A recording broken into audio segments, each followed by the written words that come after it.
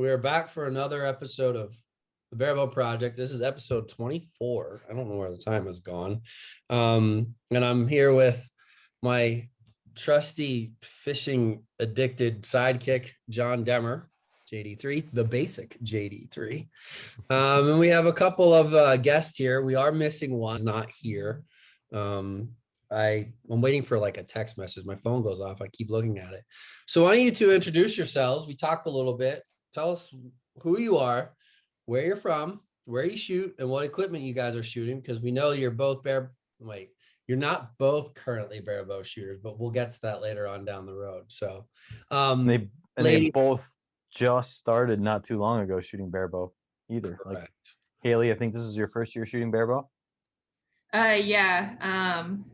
So I'm Hayley. I'm from Houston, Texas. I shoot at X10 archery pretty much every day for indoors, and Buffalo Field archery for outdoors. And as far as equipment that I shoot the Hoyt Exceed. And for my season in barebow, I shot Galaxy limbs. That's all right. The golds, Galaxy golds, or no, I just did the Bronze Star. Okay. What poundage were you shooting? I was only shooting about 20 pounds. Okay. Got some Jarrett Kellen action going on there. But that lower poundage, I think those Galaxy limbs will work just fine. Your dog says yes, they will work. Yeah. I'm sorry for the other special guest. But that's okay. No worries at all. So excuse me. You what are you shooting right now? Right now, I'm shooting Olympic recurve. I am using Uka's limbs. I'm up to 28 pounds now. Oh, nice. Yes, I'm using some ramrods for my stabilizers. Okay. And just kind of playing around with my setup right now. Shibuya sight, which I really like. Just messing with everything and getting used to the change. It's a big change. Mm-hmm. Yeah. Have you noticed a difference in the shot yet? Yeah, I'm a lot worse. But I think going Olympic recurve is going to help me barebow for whenever I want to switch back. Using the clicker has helped me with my back tension a lot more. I can feel it compared to barebow where I thought I was feeling it, but now I can really feel that tension in my back. So that's interesting. You think that Olympic recurve is going to help your barebow when usually it's a vice versa that I hear, but and that's just the fact that like once you hit full expansion with the clicker, that final 2 millimeters, you know that you're at that spot. You're at the wall. Yeah, it's going to teach me a lot about my draw length and everything, and just different equipment to use. So I think back tension was always something I had an issue with, and I think the clicker will really help me feel where I'm supposed to be. Okay. All right. You could definitely see on your follow through at indoor nationals that there wasn't a lot of tension there. No. But it worked. That's really well. That's interesting. What's your like plan with Olympic recurve? Is it just a training aid right now? Curious. I'm curious. I kind of want to see where the competition takes me. I'm actually going to do my first USAT event this year. I went from not shooting outdoors. I'm at 60 meters now, and I signed up for the Buckeye Classic. So I just kind of want to see where it'll take me. If I want to switch back to barebow afterwards. Right now, I do miss it a lot. What's your poundage goal for the Buckeye? 34 pounds is my goal. That's about right. I think I was actually at the Dick Tone Clinic at Lancaster just a few weeks ago when I was talking to Casey Koffold, and shout out to her just real quick because she's officially our #1 female Olympic recurve shooter in America and has finally secured her spot for Tokyo Olympics. So shout out to her for that. But we were talking about poundage and the struggle to reach that 70 meter target. And I think they said or well, in conversation, it was brought up like women Olympic recurve shooters somewhere between like 38 and 45, 42, somewhere there. I think Casey's at 42 right now or something like that. So yeah, that's definitely a challenge, but it's kind of the same challenge as a lot of female shooters trying to get point on at 50 meters, with a 3 under, if they're doing 3 under, like it can be a challenge if you don't have the right setup and stuff. So, there's some carryover there for sure with that, but kudos to you. I'm going to be watching to see what happens here with your Olympic recurve. It definitely has a special place in my heart. So I'm excited to see what you do and how that works out and hear about the Buckeye. So they didn't add Barebow to the Buckeye yet, did they? I don't think so. think so. No. We gotta work on them. I'll have to work on them for that. I know, I've heard some things about some future tournaments for next year, but haven't heard anything about the Buckeye. So, I've heard all some right. things too. Yeah. All right. It'd be So cool if it happens, but it we'll would see. be awesome. It would be awesome. I think it'll come in no time. But so there's this other guy, John. Should we let him talk? I don't even know. Look at that hat. Look at that big old we could chucker suppress hat. him. We can suppress him for another couple minutes. He's that chomping at the bit. That victory archery hat on. But, yeah, so I'm Daniel Colloms, and I'm from Chattanooga, Tennessee. Basically, all I do as far as training is I train in my backyard. Occasionally, I'll go down to Dayton, Tennessee, and they have an indoor range there at Harvest Archery, and there I'll bang out a few, but basically just everything in the backyard. And my equipment is, right now I'm shooting a 29-inch CD archery riser with TradTech limbs, TradTech RC Woods 45-pound. I'm probably pulling right at 45 pounds because I have a super long draw length. But when I was actually shooting the indoor, which I know we're about to talk about, I was shooting a 27-inch CD archery riser with Uka limbs and about 37 pounds on the fingers. So that's what I had then. I was shooting Easton ACCs when I shot the indoor nationals, and now I'm shooting the Victory VAPs and 400 spine.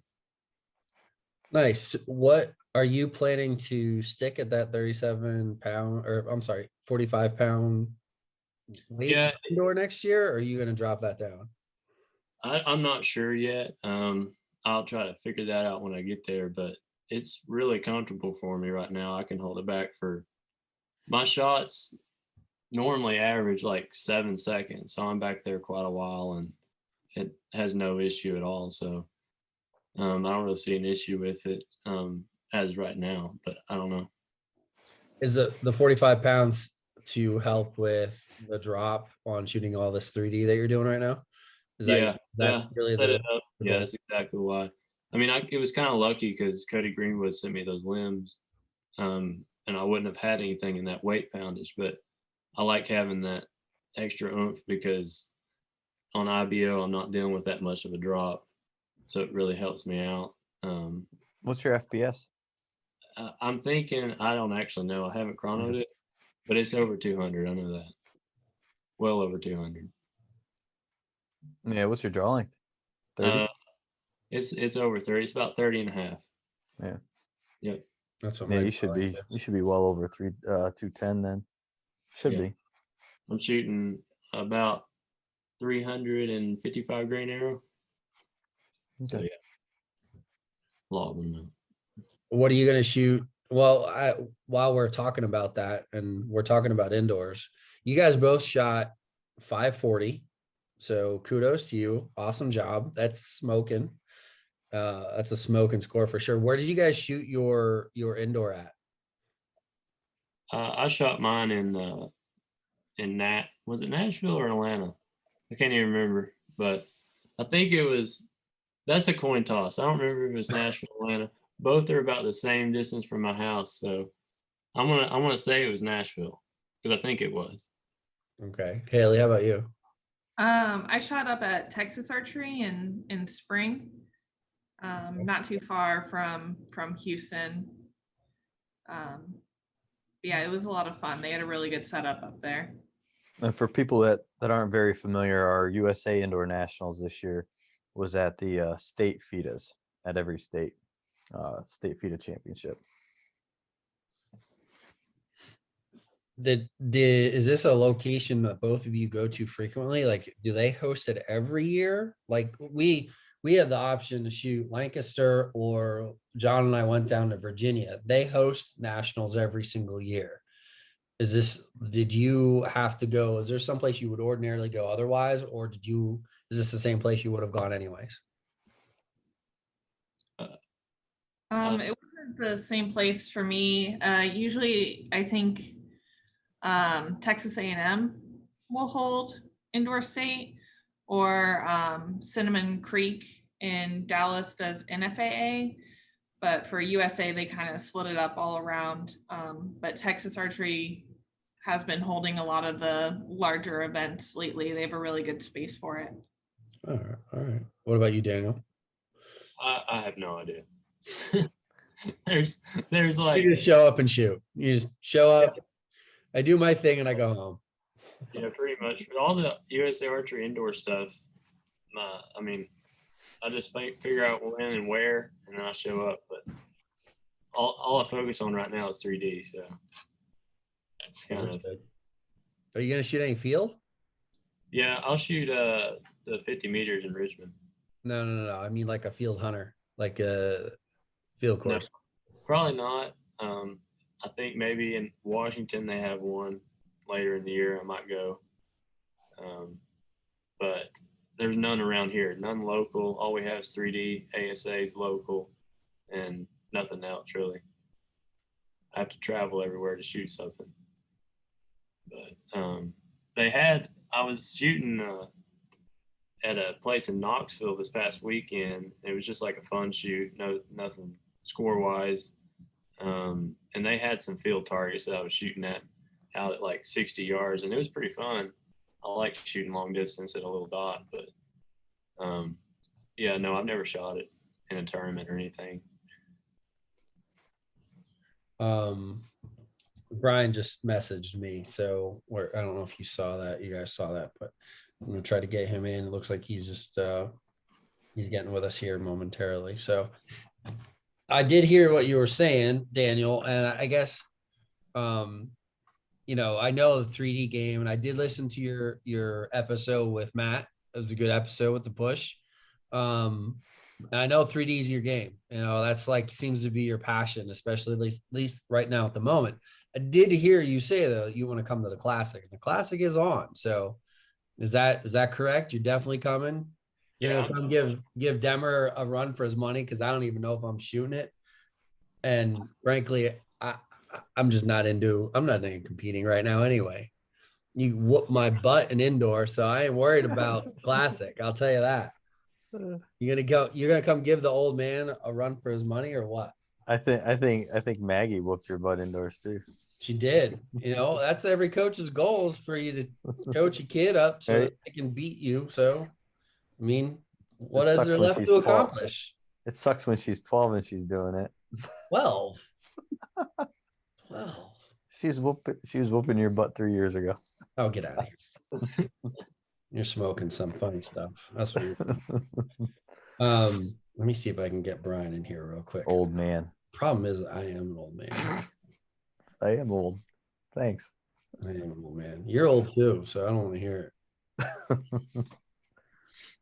Hayley, I'm in the boat with you though, playing with Olympic again. I have this this burning desire to shoot some 70 meter just to see if it's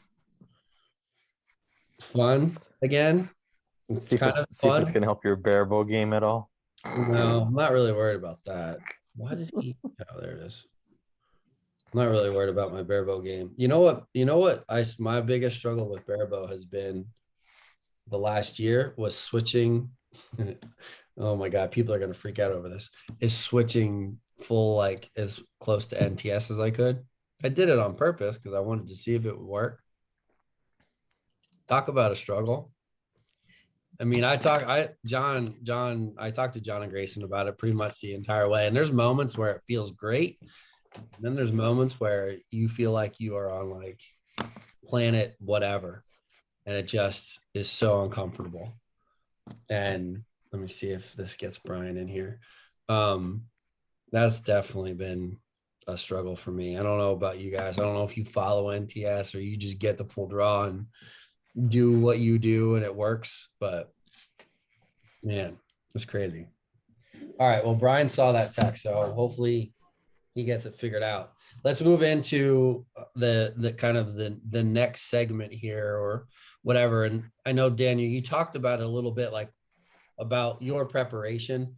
Like, Hayley, you are a new Barebow shooter. So, what was it like the first time you picked up a Barebow rig to when you got to nationals? Like, what did you do in between there to eventually shoot such an awesome score, which is only 3 points off the national record? Yeah, it was kind of a crazy thing. So I picked up archery because it was something that had always interested me. And the first year I shot mostly trad, NFAA style trad, not USA. And I was really close to Barebow, so I decided kind of once COVID hit, I'd gotten out of it a little bit.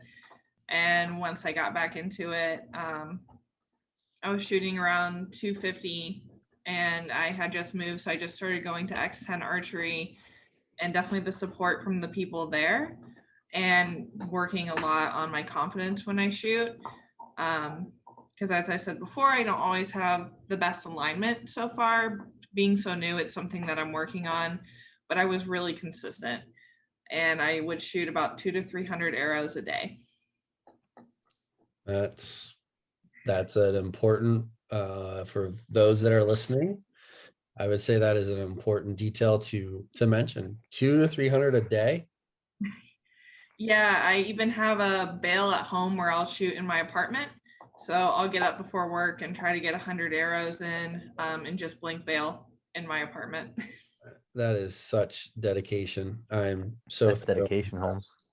That is legit dedication. So yours like blind bail, blank bail, whatever, getting comfortable holding that is, and it's not even a secret. That is just what you need to do. But I mean, doing it correctly is definitely important.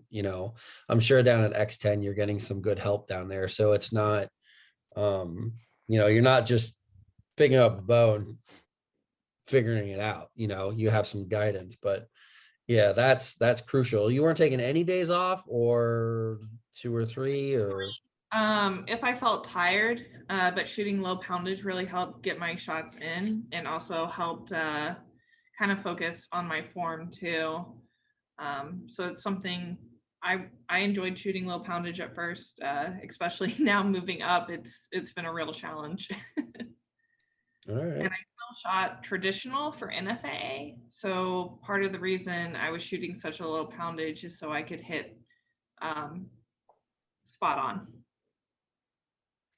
Oh, so you were aiming like point on? Is that what you mean? Yes. Yeah, no string walking in NFA traditional. Right. Okay. All right. And that makes sense. You have that carryover from class to class, so you don't have to change much. You don't have to do much. Whereas Demmer here makes he challenges himself by making changes last minute or on the fly because why not?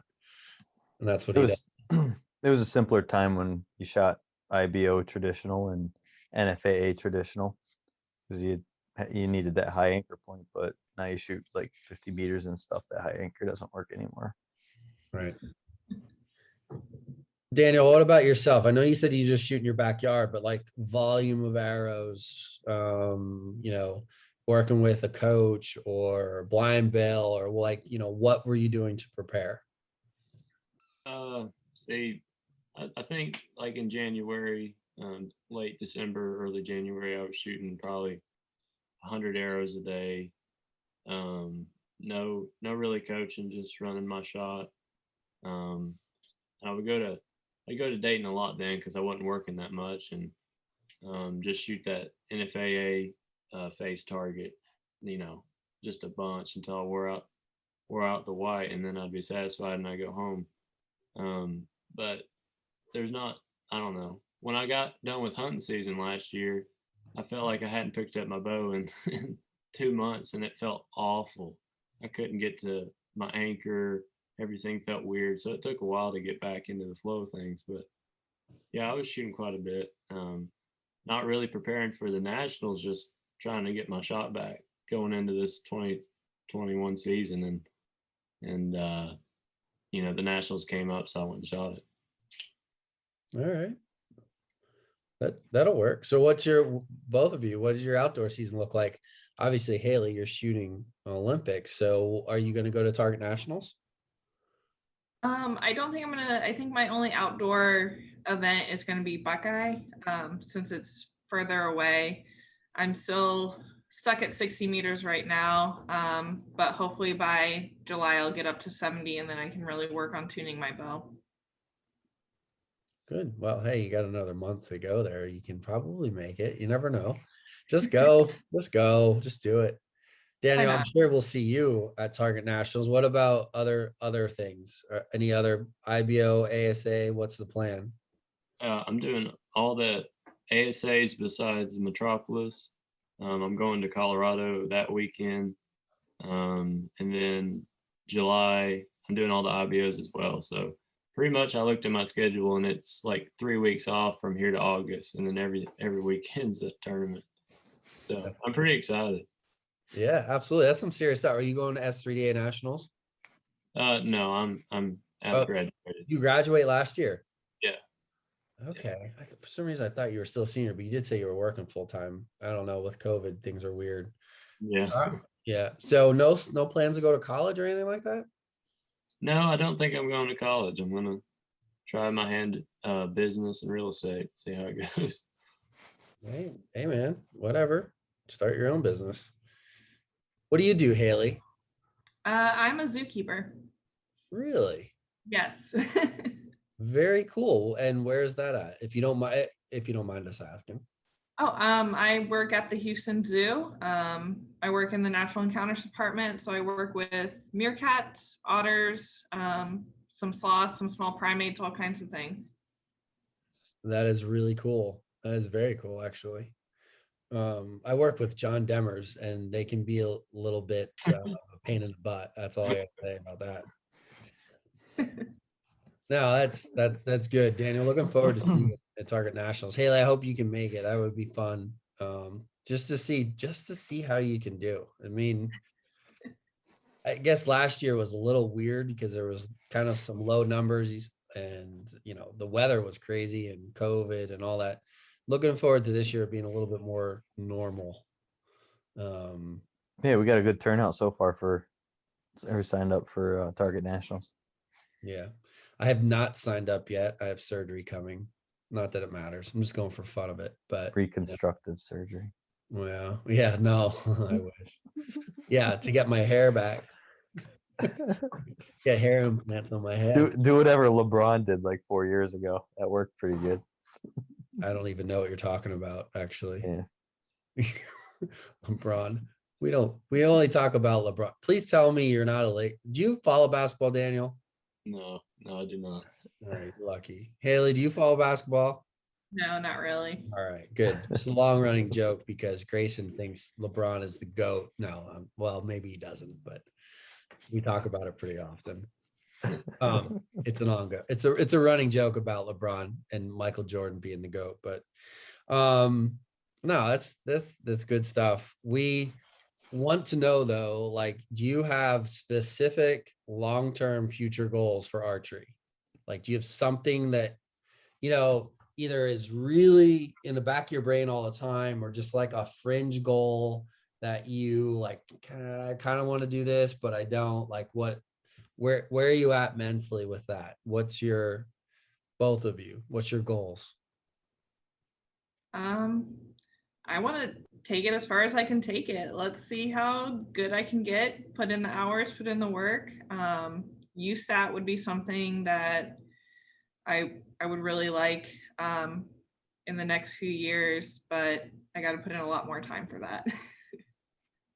Well, 200-300 arrows a day is a good start. So that's a really good start. If you can keep up that pace and like, you'll definitely outwork a lot of people with that arrow count. 100%. Daniel, what about yourself? Since you're not going to school, you're working full time. What's the plan? Probably my next goal would be I'm going to shoot for the World 3D team. But other than that, it's just, I hope I can shoot archery for decades because I like it more than anything I've ever done. And hope I can, have a long career in it. You just keep going in the direction you're going. You'll be good to go. We're excited. I'm excited to see where you go with your goals. And you, Yeah, dude, you can just shoot. the beginning. Yeah. Yeah, I mean, there's no question you can shoot. We found that out. Well, I knew that going last year at S3DA Nationals. You shot 14 up or something. I don't remember what it was. You beat all of Frank's students. He was pretty upset. And he barely beat Maggie. He got her by a couple points. Yeah, Maggie shot great. She shot well. And but I knew then that you had something, and then like Target Nationals, you had a fire, like you just wanted it. We all were like, look at this kid down here. We all just kind of sat there watching. You weren't shooting against them. No, you were sweating bullets. I told Dillinger the whole time, I'm like, dude, you're so lucky. He's like, what? I'm like, you're not shooting against Daniel. You would have been bounced 3 sets. You would have been bounced. Yeah, you were a man on a mission. We could all see it. We could see it. And when there's definitely a benefit to being young and talented when you don't have all that extra stuff going on in your life. I know it's funny, like Dick Tone talked about like NJ Bars. I don't know if you guys know, Hayley, you may know who Jay Bars is now that you're playing with Olympic. Daniel, I don't know if you do, but he's a multi-time previous Olympian. I think he's got a gold team medal and like a silver, a bronze. Their grandfather might know who Jay Bars is. Oh, definitely. Their dad. I wouldn't go that far, but he said like always have your life straight, and when you guys are young and have, not only do you have your lives straight, you don't have all the other stuff going on in your lives, but you already have the talent and the drive by shooting the number of arrows that you do. Sky is the limit for what you guys can accomplish in archery if you put your mind to it. There's more information out there, there's more opportunity out there than ever. And I know we look forward to seeing Hayley. I hope you come back to Barebow. I'm not gonna lie. You don't step up in your first year and bang out a 540 indoor nationals, and then bounce. And we don't want to sit at the dinner table listen to Rick all the time. We'd rather Hayley be there talking once in a while. Definitely, but keep that. I'm just saying, we're excited for you guys. You guys are both extremely talented. I wish Brian could have joined us, but we'll hook up with him. We'll figure it out, and shout out to him again for shooting that monster 558. That's awesome. Anything else before we find out where these guys are on social media, John? Anything else you want to, Wow, you're making this a quick one. Draw from them? Holy smokes. We got through everything, man. We still got like 45 minutes. Yeah, but our typical one lasts an hour and a half. 5-6 people and stuff. It's just the two of them, so it's so much easier. Yeah. Well, a couple questions we haven't touched upon is how both of them, because they only started like a year or two ago, and how they both got so far so fast.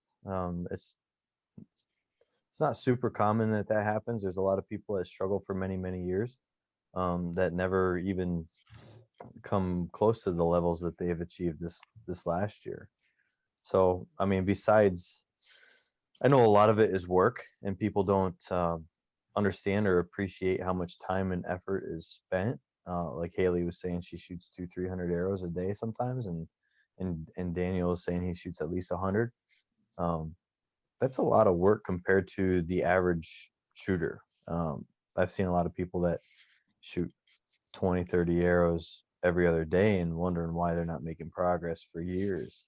So I was just wondering if there's anything else that they're doing, or maybe just their mental approach to practice that's probably a little bit different than others.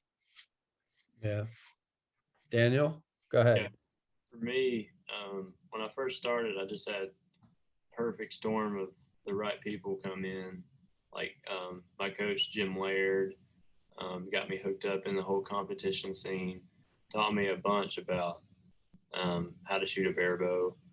And then, yeah, like you said, just work ethic, because when I first started, I was still in high school and I was shooting like about 200-300 a day.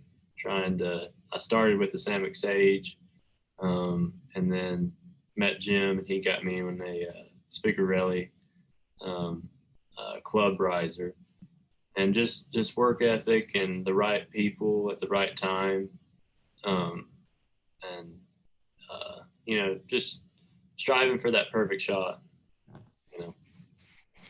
Shooting not for shooting's sake, but shooting with a purpose in mind. Yeah, and going into the competitions, realizing that it's just a competition.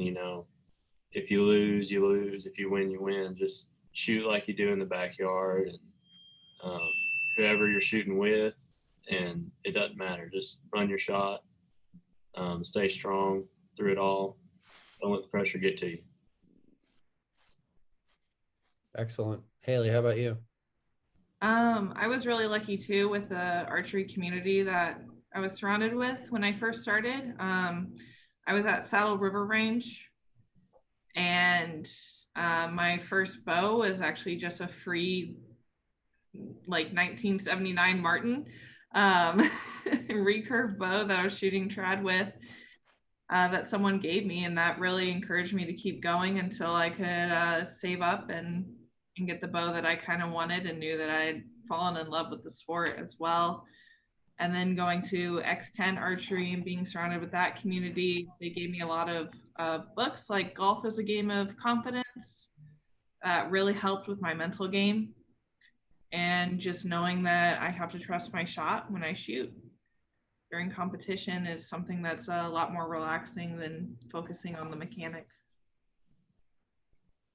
Good. Awesome. Has that helped in regards to the Olympic, like that idea or that approach? Is that still working for you with Olympic? I have a lot that I have to change, so it's a huge focus on mechanics, but when I am scoring and I just trust my shot, it does help, and I get back up to my barebow scores, at least for indoor right now. Sure.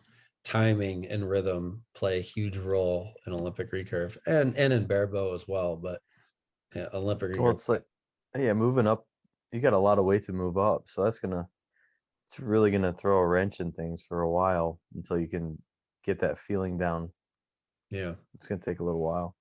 Yeah, and that's a mentality too, is you just have to know you're not going to be as good when you change something, and you have to keep going. Even if you're not doing as well as you were, eventually it'll work itself out, and you'll be back up to where you were. But to get better, you kind of have to do that roller coaster of shooting where you get really good and then you change something and you go back down.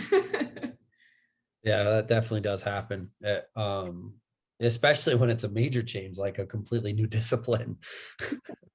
What tab are you using for Olympic? Just curious. I had I'm just using a cheap tab right now. I'm kind of going through things. The one I used for barebow was actually one that was handmade for me, with kangaroo leather that I really liked. But I'm using an Avalon. Yeah, sure. Couldn't think of the name. Yeah, Avalon. Does it have the pinky and the plate on the top? Yeah. Do you use the pinky or no? No, I usually do the pinky to the thumb, so I like that a lot better. Gotcha. That's cool. I mean, a tab. I mean, a tab is a tab in some ways. I've used like the KSL Gold. I've used a couple of and I always went back to like the Cavalier tab. It's an older style. I'm sure John remembers the Cavalier. I shot Mamba. Mambas were nice. That was a nice tab. Yeah. There's quite a few out there. The Avalon is sort of like just a cheaper version of what the Cavalier used to be like. I shot the Elite. I didn't really care for the Elite. That was pretty bulky for me. The A, was that A or? I think it was was it a Cavalier Elite? Yeah, they're black. They're like black and it was like big. it was real chunky in the hand, like it was really Yeah. wide and tall. Yeah, I kind of like that. I mean, I have sort of big hands, so maybe that's why, but it's Yeah, I they got all like vary. 12-year-old girl hands, so Well, Simon Fairweather makes a nice tab. I think he makes the Barebow tab and Olympic tab. So I know Yost is now making the Olympic tab as well with Paul. So they have a little partnership going on there, playing around with some ergonomic plates and stuff on those tabs as well. But it's a different game, different position in the Ollie world for sure. Did you shoot any scores? Like, if you don't mind us asking, like where are you on an indoor score with your Olympic bow compared to what you were shooting barebow? The other day for a score, I got up to 270. Which that felt really good to go back there. I think my top score I got in practice with Barebow was a 275. Nice. I'm kind of floating between the 260s, 270s with Olympic recurve so far. So you're just a few ends away from being pretty decent then. Like, really, that's good. 270 is good. It's not as easy as you would think it would be when you come from shooting 270 barebow, for sure. But it is a different shot. The shot is definitely not exactly the same. The whole thing changes a little bit. There's certain things that are easier, there's certain things that aren't. But yeah, I think for you to have a transition that quick within a year, if you could get mid 280s, 290s, I think it's doable. I think it's 100% doable. If you can hit 275 barebow, yeah, you can definitely do that. Yeah, I'm hoping to be in the 280s by this indoor season, honestly. Why not push it? Are you gonna go to the Classic? I haven't signed up for it yet. Definitely something to consider. I did book a room for Vegas. I'm gonna go to the Vegas shoot. Good. Go to Classic. Both of you go to Classic. You'll have an absolute blast. Yes. Unfortunately, yes, it is. take a tour of Amish town. Yeah, but there's something about it. I mean, it's definitely, they're both great tournaments. I mean, you can go to the Bird in Hand. Bird in Hand. Have Eric Yost and Santo Hermano's favorite dish, handballs. I'm not editing that out, by the way. They won't. Neither one of them will listen and know it anyway. So no, but somebody, you know what'll happen is somebody will be like, "Oh, I can't believe what John said about you guys on the podcast." And then, dude, that's all they talked about was going there and eating handballs. It was overrated. It is exactly what it sounds like. It's just a ball of ham inside of a ball. I can honestly say I've never been there. So yeah, they had a great indoor season. Looking forward to what they're doing this upcoming season. I know Daniel started out really strong, and it's going to be a force to be reckoned with. Yeah, I'm looking forward to the rest of this season, and then eventually getting to the indoor. But that feels like a long ways away right now. It really isn't. Think about it, man. Hunting season's not that far away. Yeah. Oh, I know. It's like hunting season goes fast. So 94 days. I think it's 94 days right now until September. But who's counting? Me. Yeah, I mean, but before you know it, it'll be here, and then you'll be getting ready for indoor. It seems like every year too, we get through like indoor season and I'm ready for outdoor. I'm just ready for indoor season to be over.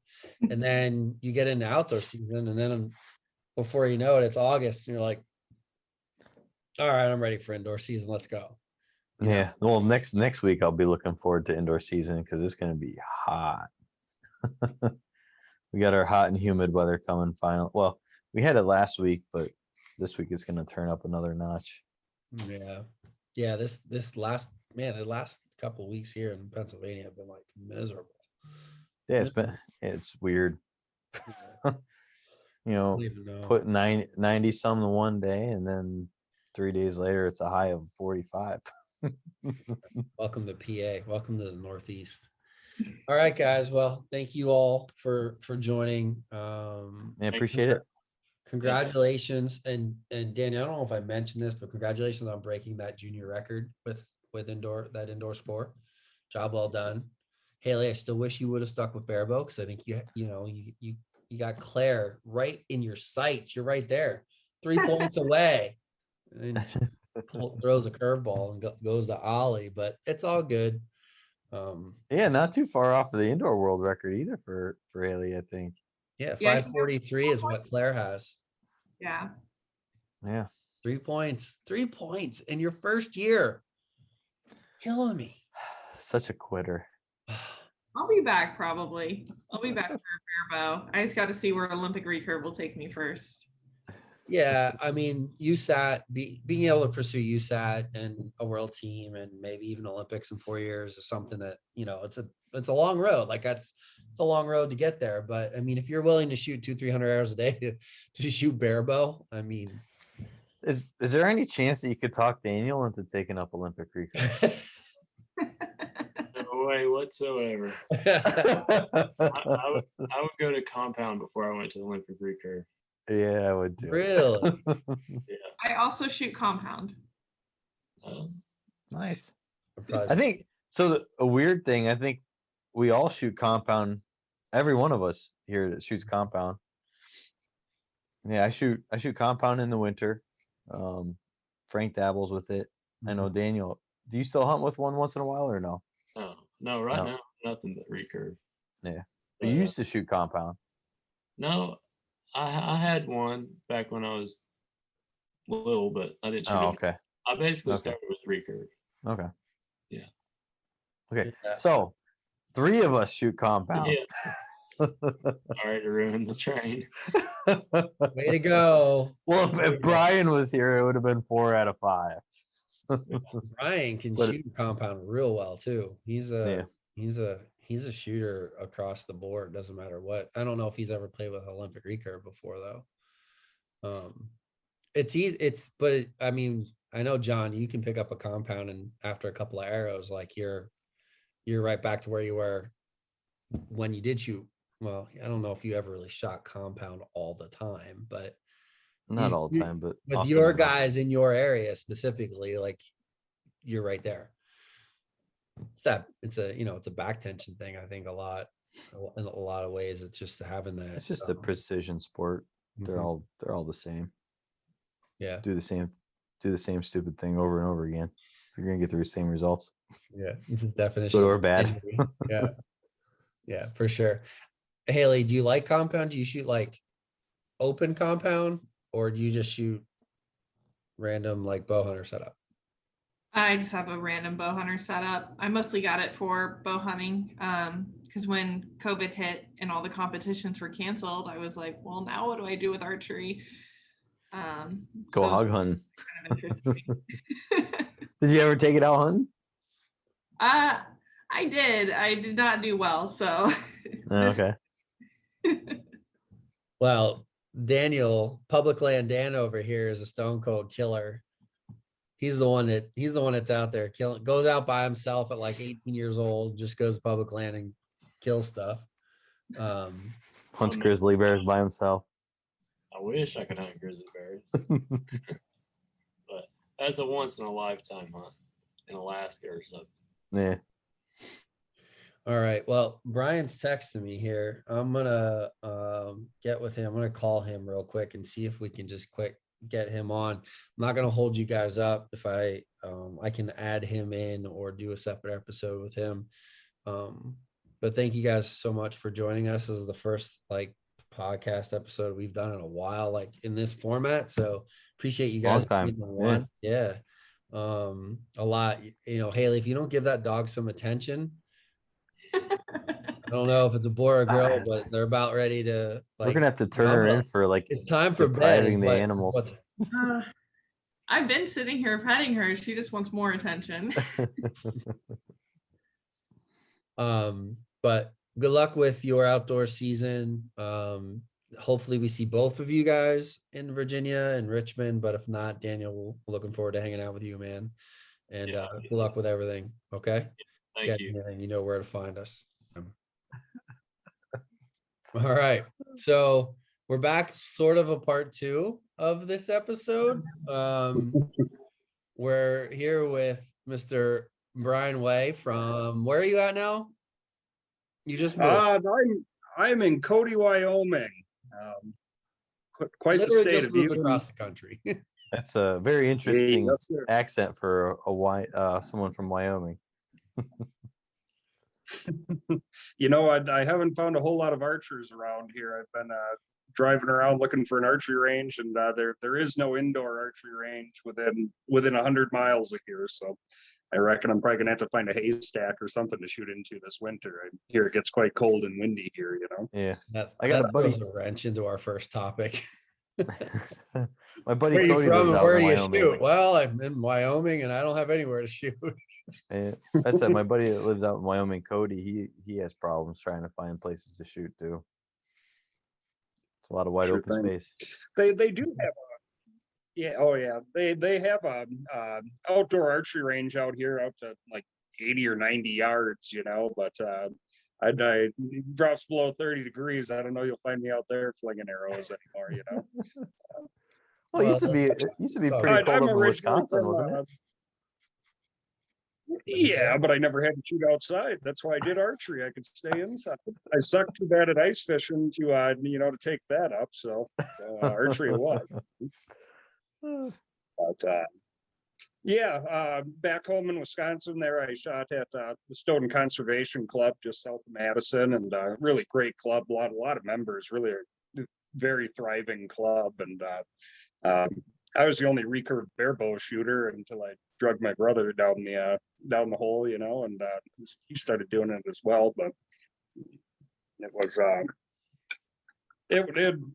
every winter. It's from when I was a kid, archery was what we did. I was normally laid off in the winter time, and that's where we'd go. My dad and I and brother, and shoot the heck out of the targets all winter long. You know, I should probably buy him a few targets for all the holes I put in theirs, you know. But, We just have to make sure you put a 20-yard basement in like Grayson's doing when you build a house or whatever you end up doing, and then you'll be good to go, right? You won't miss a beat. with high ceilings. With high ceiling, yes, with high ceiling. So let's Or you talk could about, always take a ceiling tile out and shoot underneath that one. Yeah, there you go. let's They talk do that about let's talk about how you did with indoor nationals, because this episode is really a little bit of a recap of indoor nationals, but we're just highlighting some like individual performances. We had Hayley on, who placed first in the senior women. She shot a 540. Daniel Colloms, who shot a 540 in the junior category. And then you come out of nowhere. Well, not nowhere. I mean, you've been involved in archery, but you know, you shoot a monster 558, right? Let me double check that. I have that written down. Yep, 558. And you kind of just switched to barebow and not that long ago, correct? Yeah, that's right. I shot a recurve, on and off a little bit before that, but it was a 50-pound Hoyt Dorado off the shelf, kind of flinging arrows. And one reason or another, I hadn't gotten into a barebow recurve setup, and I had really been looking forward to it, and bought myself one as a Christmas present, and didn't hardly put the darn thing down. I couldn't sleep. If things weren't working right, I couldn't sleep at night or couldn't think about anything else when I was at work. It was right back to the archery club again to fling more arrows, you know. It seems to be a little bit of a what do you call it, John? Kind of a popular detail with these three is the amount of arrows they shot. So, well, Work ethic. Yeah. Well, putting Was very strong with these three. Yeah. We kind of skipped ahead here. So what bow were you shooting? And what were you doing to prepare for indoor nationals? Like, is that it, or is there more to it? I originally started out with the Sprigarelli Barebow and some WNS medium limbs and NFAA format. I'm more familiar with that. I think indoor nationals or virtual nationals for USA Archery is the first time I ever shot at a colored target. But I'd started out with that and kind of hit a plateau and ended up getting some Yuka SX50 limbs, and my averages jumped up 5 points, 7 points. From the very first time I shot it, I shot a new high score with those limbs, and I don't know if it's a testament to the limbs or the length, the forgiveness, whatever it might be, but I ended up. I was shooting a Hoyt Exceed, 25-inch Hoyt Exceed, and the Yuka limbs for nationals then. What poundage? About 30, 36, 38, somewhere in there. I never actually measured it, but that's what the limbs told me they were anyway. Let's throw Frank a curveball. Frank, guess what arrow spine he was shooting? What arrow spine he would shoot? What's your draw length? Yeah, I would think somewhere around 28, I guess. Yeah. Never measured that either. We're about the same height. 36, Close. 38. I mean, I'm saying 500-600 spine, but I don't know. What arrows were you shooting? I was shooting the Pro Recurve RZ's quarter-inch short of full length 340 spine. How much weight was up front? Yeah, 130 grains. Well, That's it. okay. An inch Out of the short. normal. Wait, did I Out hear of that the right? normal specs. An inch short? The quarter, about a quarter, half-inch. I think I ended up a half-inch short with them, but Hey, I mean, did you have like 10-inch feathers on the end, or? It was the weirdest thing. Like, I saw the arrow spine. I'm like, you gotta be kidding me. And all of his arrows were going bloop, bloop. There ain't no white. You can't argue it. It was working. Stiff plunger? What was stiff spring on your plunger? What? Super weak, turned all the way out. I think I was shooting Okay, like a compound, just trying to shoot it down the middle. How about it? This guy takes some compound RZs, compound spine RZs, throws them in an Exceed, buys some random carbon limbs, throws them on a bow, and then shows up and shoots a 558. How Smokes it. Yeah, he was shooting 290s for NFAA. That's smoking. Yeah, that is smoking. What were you doing to prepare, dude? Like, what besides shooting a lot of What got you there so what fast? got you there so fast? Yeah. I guess I really don't know. I don't know. Call it a fluke, maybe. I'm not sure. I was very determined, make good shots and be consistent and that kind of thing. Of course, I felt like any tournament I shot in. See, I didn't string walk either. I'm touching the knot, kind of a higher anchor point, but it seemed like any tournament I got to and things weren't just quite clicking. I was constantly changing anchor point, trying to, bring them up or bring them down just a little bit. And, I personally wasn't real happy with my tournament performance, but, it's always different. I've heard of the 10, 15 point drop in the Barebow class when you're shooting, when you're in a tournament, have those nerves going. But I'm not really sure. I can't really attest to what got me there so fast. My brother, he started out this year shooting a 50-pound Hoyt Buffalo and ended up with my Dorado and some limbs, and he was hitting 290s NFAA targets as well by the end of the season. Crazy. Well, you guys both were. You guys shot a lot of compound. We did. Yeah, we were both kind of in and out of it. Okay. For some reason, I burned out with that. I shoot real heavy and then not shoot at all. Kind of pick it back up when I got bored again. Did you guys have like the same level of trying to be consistent with that? Yeah. Oh Yeah. So some of that stuff just carried over, and that's probably what helped a lot too, is I'm trying to sure. maintaining that consistency. And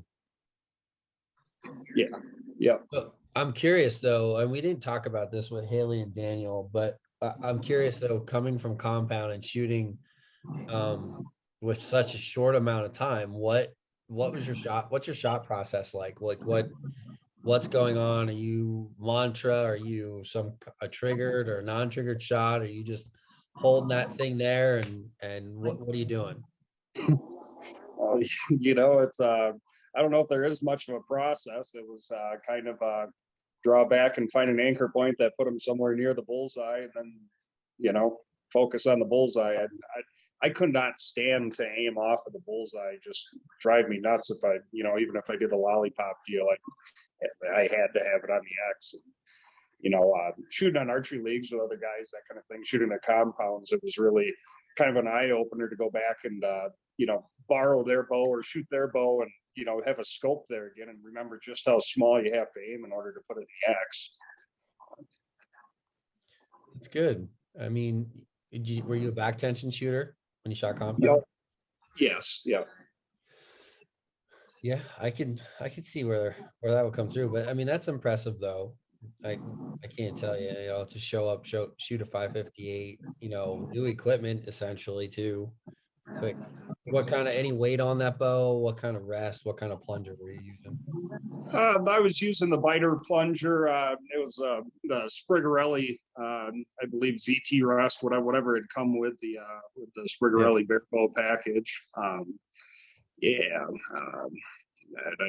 Sorry, I forgot what your part of the question was. The weight. I said, do you have any Barebow weights on there or anything like that? Yeah, I did. I was shooting quite heavy. I think I bought the steel Hoyt plates and then more steel weights for it, and just threw them all on there. That's hey man, like whatever, it to each their own. Everybody has their own way, and will you no pun intended. What if I had a quarter? Well, yeah, I'm sure. So what's the plan moving forward? Do you have some bigger barebow goals? Do you have you gonna shoot some outdoor? Like what's your plan? I mean, I know you had some big life changes, so I would love if I could string walk and shoot outdoor that way, but actually after the NFAA Indoor Nationals, I put that bow away and pulled out my Win-Win Black Wolf and started shooting. But for whatever reason with the string walk, and I just whapped the heck out of my face, and to the point where I'm not moving my finger. I think you broke up there for a second, and then it muted. Oh, it's been a while.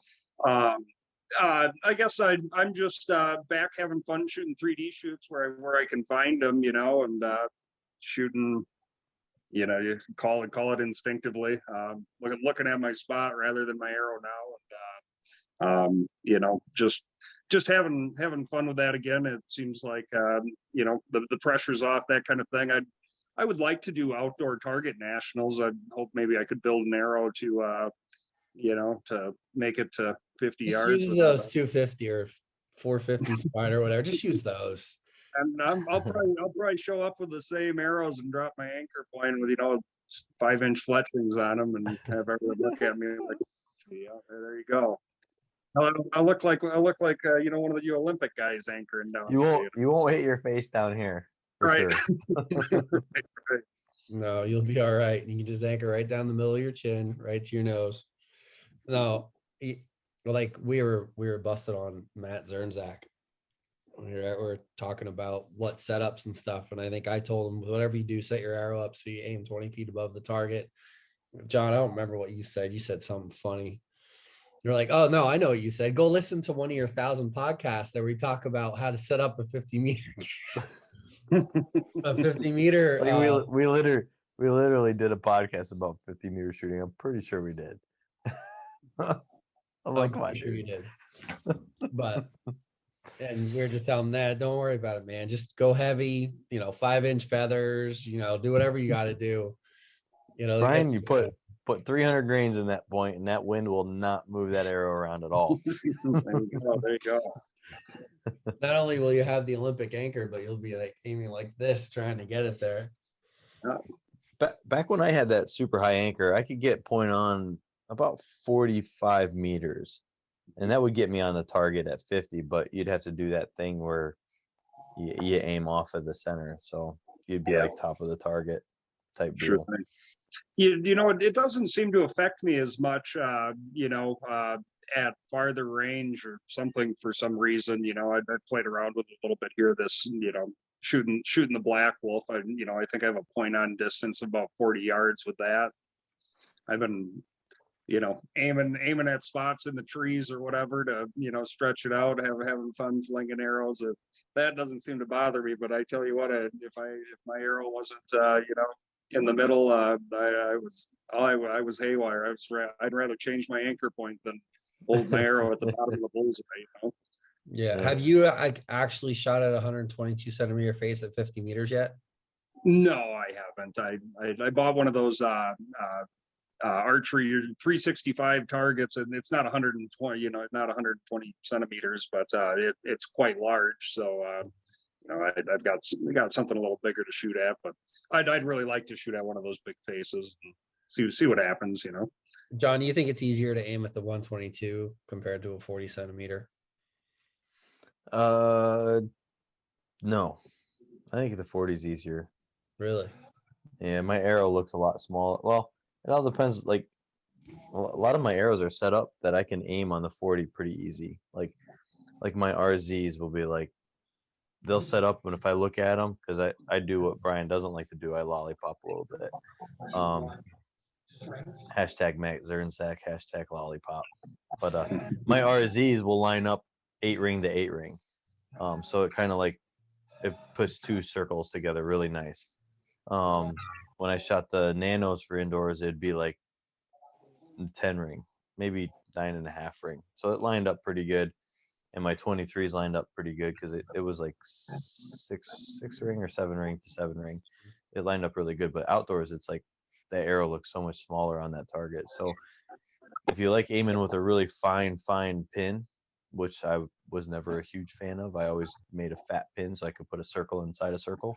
Right. It was a little bit harder for me, but yeah, a 166 arrow actually lined up better for me for target, but I don't like my stuff getting blown around as much. Oh. Yeah, I mean, for me personally, I'd rather aim at a 122 than a 40 centimeter, but I don't know why that is or what the reason is. It just because that thing is just so big, it just seems like it's so easy to let that tip of the arrow just float in the middle. It's further away. I don't know what it is about it. I just seem to think it's a little bit easier, but like you said, Brian, everybody's got their way. Grayson aims like point on like you do. He just covers the middle. I've tried that in the past. I think that's hard. I think that's tough. I guess, like I said, to each their own. Everybody's got their own way. Everybody's got their own, dynamic of what. I guess the important thing is you got to try different things and find what works for you and run that thing until it doesn't go anymore, or until you need to make some improvements. I mean, it is what it is. John, how many times in your career have you switched things up to get to the point where you finally have a system that works for you? You know what I mean? Oh, you do that until one day you're like, let's try something different. Yeah. And then you just screwed up your system. Well, yeah. I mean, hey, I just went through it in the last year. Like, just came out of the gates blazing, shooting real well, and then made a big, huge change, and then that change just doesn't work.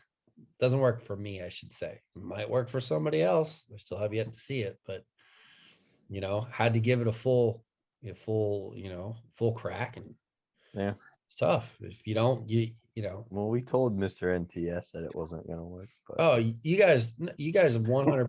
So this is way off topic now, but that's Grace and I hounded him for like months. They're Mr. NTS.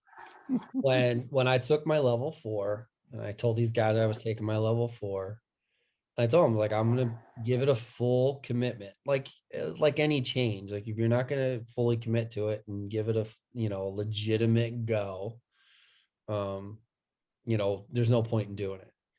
And I worked really, really hard the year before to get to where I was able to be pretty competitive. And making that change, like I don't regret doing it. I'm happy that I got the knowledge base that I did behind it and the concept behind it, but I truly do not believe that you can go like full blown NTS and shoot elite level scores in Barebow. I don't think you can do it.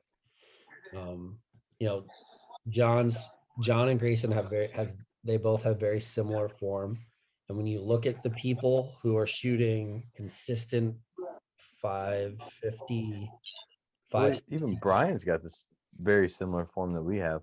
just not a lot of movement, not Very simple.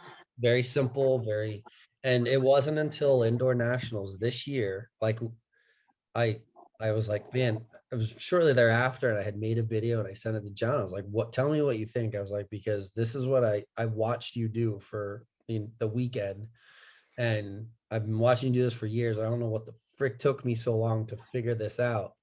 And they always used to say to me, Frank, just put it there and leave it there. And I never understood that. I understood it, but I still had this NTS like explosive thing in the back of my head that I needed to do that, or I was gonna make it work. And when you add all that extra tension in that the NTS actually builds into your full draw position, it wreaks havoc on target panic. And I'll go out on a limb and say Jake Kaminsky is sort of proof of that, because he very legitimately had to shoot a grip sear because dealing with the target panic was nearly impossible. The more simple your shot process is, the better off you are and the more repeatable it's going to be. Y'all do it. He's got a very repeatable shot, very simple. There's not a whole lot going on there. It's not much to mess up. Put it in the middle, hold it, and story of my life. Not a whole lot going on up here. Yeah, it's a lot. It's hard to mess that up. Right. It's simple. So now that we're like way down this rabbit hole, what are you we talked about Lancaster and stuff like that. Like you what are your goals? What's the plan? You gonna show up at Lancaster? Are you gonna just do target nationals? Are you gonna go to Vegas? Are you gonna not do anything, or don't you know? I guess I really haven't given it a whole lot of thought. I'd like I was saying, I sure wish I could make that string walking happen for outside, but I'm having fun doing what I'm doing now. I love shooting indoor archery when it gets cold, and if I do show up to Lancaster, it'll probably be 2 weeks of practice prior, and and hope and pray for the best, so. That is a relatively early in the year tournament, so compared to some of the others and people who are just starting shooting, not even December, most people start picking up an indoor rig. So well, we hope you make it. You'll have a good time. It's definitely a good tournament. I'm sure it would be great to see some of the people I've met along the way again, and that kind of thing. And it's been a really awesome ride, meeting some really good people and developing some friendships with it. So sure, absolutely. All right, man. Tell Scott to bring his candy butt over there. We've never seen Scott over there yet. Yeah. And I think that 100-pound bow that he's shooting probably blow right through the target or something. Probably. I'll knock those whitetails right over. Worried about anything right now other than when this 90-degree heat goes away, or this comes this weekend, I head back up to the snow line and see if I can't find that bear that got away on me. So right. Yeah, good deal, man. Well, yeah, summertime bear season for you guys out there. Yeah, pretty much couple weeks yet anyway. Yeah. Good luck with that. I hope you score them. If you're coming to nationals, let us know. Otherwise, good 90 job. 90-degree hunting. Yeah. It'll be a little cooler up on the hill, I'm sure. There's still plenty of snow cap around. So Okay. yeah. But yeah, well, hey guys, I certainly appreciate the invite here, and sorry I messed it up. Like you said, not much going on up there. So No, man, it's all good. We've We appreciate you taking the time out for sure. And job well done, dude. Awesome shooting. I mean, yeah. hope you get to come out and play a little bit on the outdoor game. Yeah, you'll have a good time. It's fun. yeah. All Yeah, right. we hope you continue to keep shooting. You grew a well, lot really thanks, guys. fast. It was very impressive. Or But not. when you have mentors like Scott and Zach and whatnot, that definitely helps. Yeah, he kind of opened my eyes, to it or whatever, that there's some potential here anyway. So see what happens with it. So yeah. All right. Outstanding. Thank you again. And we will pretty much be done. You guys have anything else? Shut her down.